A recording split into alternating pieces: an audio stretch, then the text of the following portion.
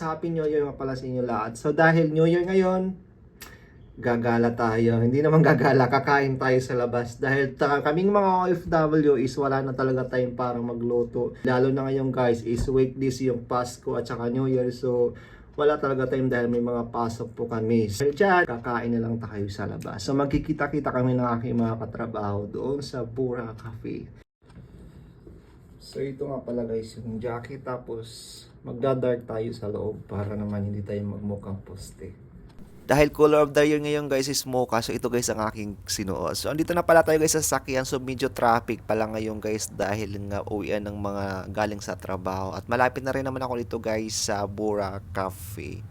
So nandito na pala ako guys sa Bura Cafe guys restaurant. So pagdating ko pala dito guys, nandito ng aking mga katrabaho na at umakyat kami guys sa taas, doon kami nag-stay kasi nga mas maganda dito sa taas yung view kaysa dito sa baba. So ito nga pala guys ang aming mga in-order. Nag-order kami ng kare-kare dahil gusto ng aking katrabaho. Siyempre pagbigyan natin sila dahil kanya-kanya naman kayo magbabayad. At nag-order din kami guys ng pampahaba ng titi, pansit. At saka nag-order din kami dito guys ng lechong kawali at saka calamares. Bali yan lang pala guys ang aming in-order dito kasi di naman kayo masyado kakain ng marami dito. At syempre guys, hindi mawawala ang ating juice dito.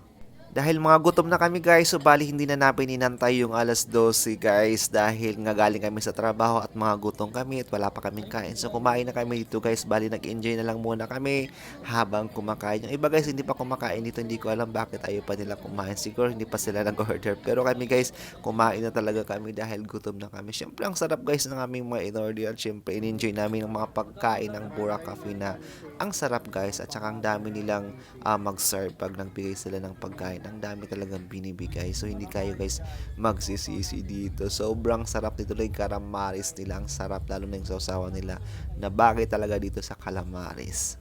So bali guys, meron pala dito sila pa countdown. So nakalagay sa screen dito kasi nga mag-aantay lahat dito guys hanggang alas 12. So habang nag-aantay kami dito guys, syempre lahat ng mga tao dito is nakikijamming guys. Sumasayaw sila sa mga tinutugtog guys ng mga singers dito sa Bura Cafe. Ang dami nga pala dito guys mga AFAM na naki-party guys dito sa Bura Cafe. Dito rin sila sobrang nag-enjoy sila guys. Grabe, sumasayaw talaga sila lahat dito guys.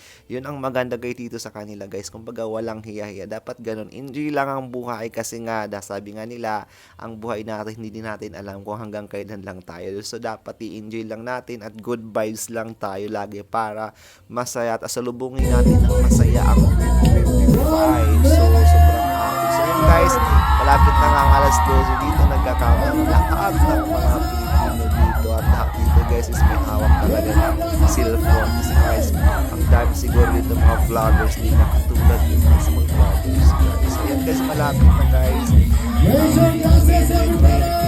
Ayan ang pinilang na lahat dito guys. Talaga hindi talaga. Wala akong nakita dito guys na hindi nag-cellphone. Halos lahat talaga dito guys yung nakahawak ng cellphone. So sobrang saya guys. Kahit malayo tayo sa ating mga family, pwede na tayo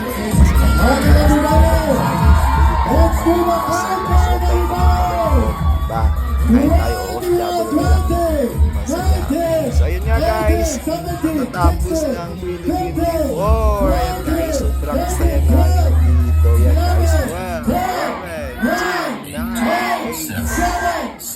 8, guys, ito na lang natapos ng 2024.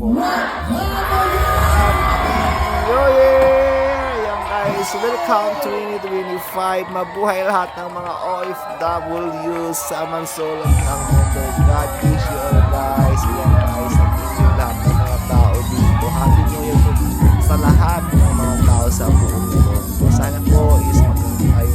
At after guys ng countdown guys, syempre guys, sayawan na, disco time na guys. So lahat kami guys is nagsayawan na dito. Kailangan na natin i-enjoy kasi minsan nga lang to sabi nga nila. So kailangan natin magsaya, enjoy, forget mo lahat ng mga stress. Kawawi lang natin guys ng bahay. So happy New Year ulit po. God bless you all. Tulugan tayong lahat.